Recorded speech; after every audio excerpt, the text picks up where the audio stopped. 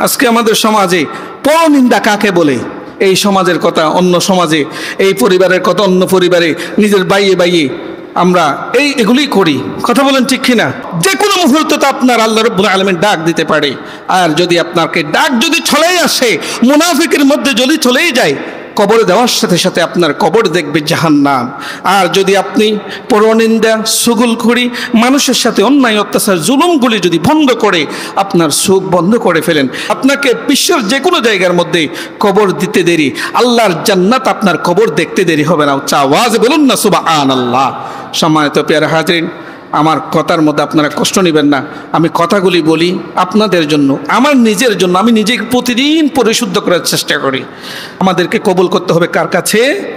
কার কাছে? রাসূলুল্লাহর কাছে, আল্লাহর কাছে আমাদের কবুল হয়ে যেতে হবে। আমাদের সমস্ত কার্যাবলী হোক আল্লাহর পছন্দনীয়, বলুন আমিন। আমাদের সমস্ত কার্যাবলী হোক রাসূলুল্লাহর পছন্দনীয়। আমরা এমন কোনো কাজ করব না যে কাজ করলে আল্লাহ নারাজ হয়ে, রাসূলুল্লাহ আমাদের প্রতি নারাজ হয়ে যায়। আমরা এমন কাজ করব আল্লাহ এবং রসুল আমাদের প্রতি খুশি হয়ে যায়। আল্লাহ এবং রসুল খুশি হলে কাল কিয়ামতের ময়দানে আমরা সকলে একসাথে আল্লাহর জান্নাতে প্রবেশ করব। আওয়াজ বলুন না সুবহানাল্লাহ।